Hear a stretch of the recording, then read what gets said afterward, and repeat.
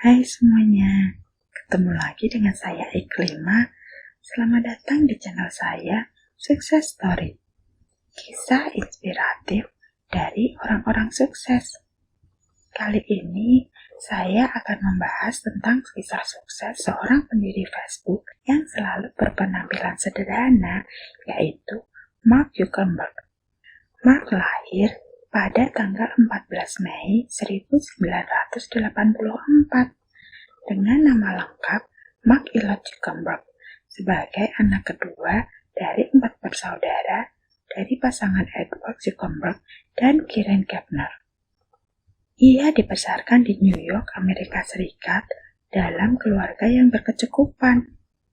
Minatnya pada komputerisasi dan pemrograman sudah tampak sejak kecil. Ayahnya bahkan memfasilitasi dengan membelikannya komputer ketika berusia 8 tahun. Ketika SMP, ia mampu menciptakan aplikasi hingga plugin untuk memutar MP3 di Winamp. Mark menikah dengan Priscilla Chan, salah seorang teman kuliahnya sekaligus rekan dalam mengembangkan Facebook. Dari pernikahan tersebut, ia dikaruniai 2 orang anak yang diberi nama Maxima dan Augustin Zuckerberg. Mark Zuckerberg menempuh pendidikan menengahnya di Philip Exeter Academy. Di masa itu, ia bersama seorang temannya menciptakan aplikasi plugin yang mampu menginput dan membuat playlist lagu berdasarkan favorit pengguna. Ia pun melanjutkan pendidikan dengan kuliah di Harvard University, spesialisasi komputer dan pemrograman. Disinilah Mark mulai membangun Facebook hingga akhirnya di-drop out dari kampus karena lebih konsentrasi dengan proyek pembuatan aplikasinya. Ketika kuliah di Harvard, Mark mendapatkan ide membuat buku direktori mahasiswa online.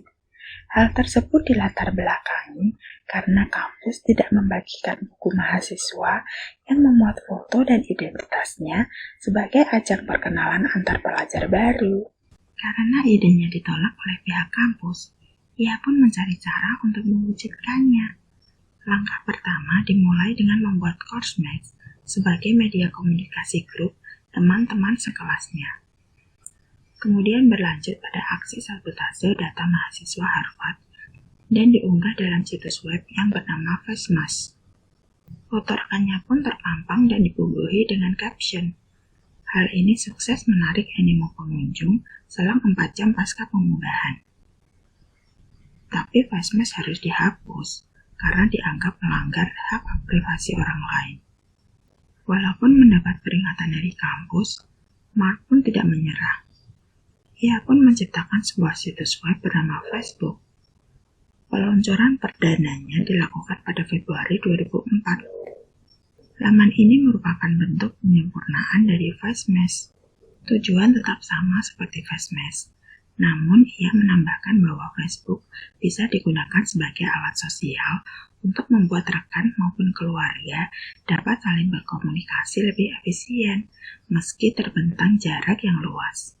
Bahkan Facebook mencakup banyak aplikasi, setidaknya terdapat 20 ribuan. Hal tersebut membuat popularitasnya meningkat, bahkan di kalangan mahasiswa Harvard. Aplikasi ini lebih digandrungi daripada MySpace sebagai pendahulunya. Banyaknya peminat untuk menggunakan Facebook membuat Mark kewalahan. Ia pun menggait rekannya untuk membantu pengembangan aplikasi. Hingga media sosial ini pun mampu menjaring 30 kampus dalam waktu singkat. Pengguna Facebook pun bertambah.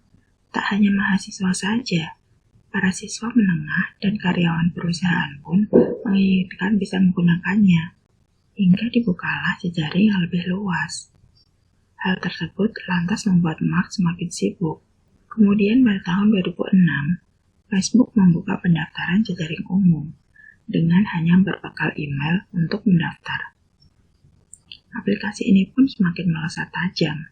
Setelah dibuka untuk kalangan umum, Facebook digunakan hampir di seluruh pelosok dunia. Awal peluncurannya, aplikasi ini mampu menjaring 6 juta jaringan kelompok yang didasarkan pada analisis demografi, pekerjaan, sekolah, kolegal, dan sebagainya. Bahkan dalam sehari, terdapat ratusan juta foto yang diunggah dalam laman Facebook.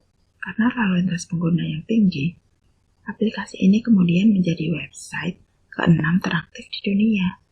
Selain itu juga, menjadi media sosial terbesar kedua di dunia. Karena dibuka secara umum, jumlah pengguna Facebook sangatlah banyak. Hal ini dimanfaatkan untuk membuka peluang bisnis.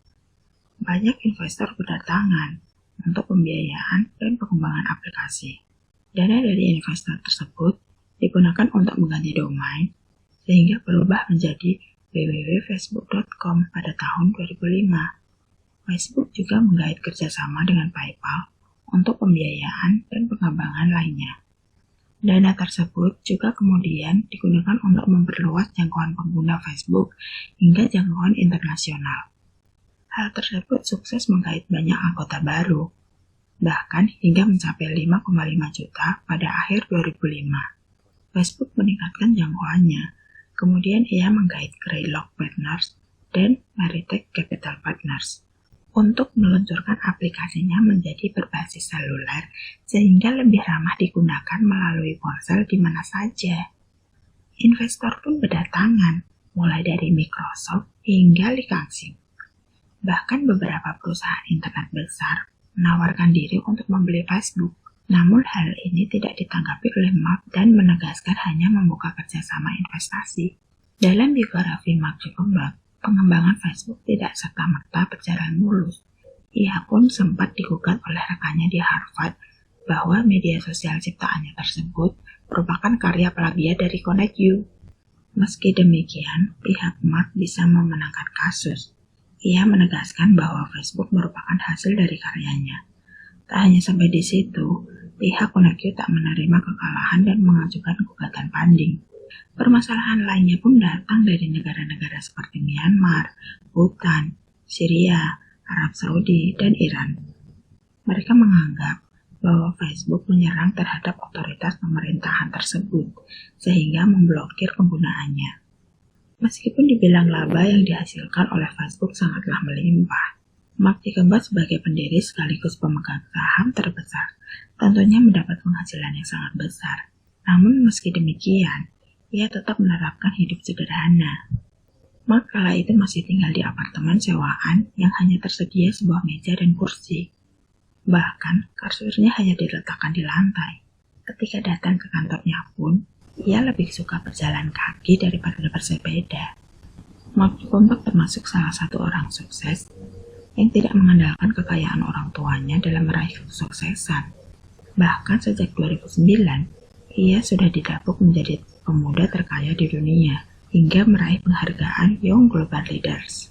Pendiri Facebook ini bahkan masuk dalam jajaran 10 orang terkaya di dunia, versi majalah Forbes. Hingga Juni 2020 ini, kekayaannya tercatat mencapai 97,3 miliar US dollar, atau setara dengan 1,4 triliun rupiah.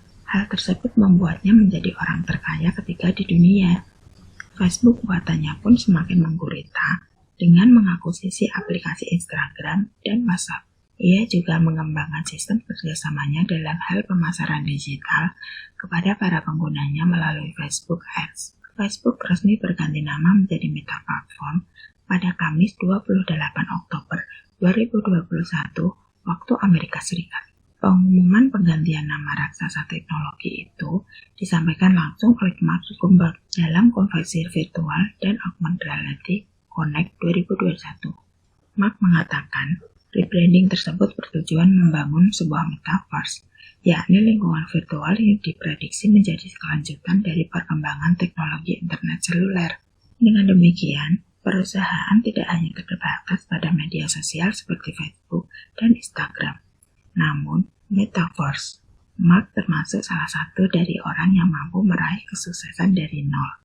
Ia gigih dan bekerja keras mengembangkan sebuah ide sederhananya, bahkan bisa terwujud dan berkembang hingga sekarang. Mark telah melalui perjalanan panjang dalam hal mendirikan Facebook hingga akhirnya menjadi Meta.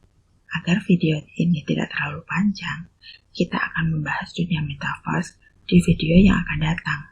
Berdasarkan biografi Mark Zuckerberg tersebut, dapat diambil kesimpulan bahwa kesuksesan tidak bisa diraih secara instan. Kamu harus bekerja keras dan fokus untuk meraihnya. Semoga kamu dapat segera meraih sukses versimu sendiri ya. Itulah sepenggal kisah dari Mark Zuckerberg, sang pendiri Facebook. Semoga dapat menginspirasi. Pelajaran apa yang dapat kalian petik? Coba tulis di kolom komentar ya. Sekian dari saya. Semangat sukses!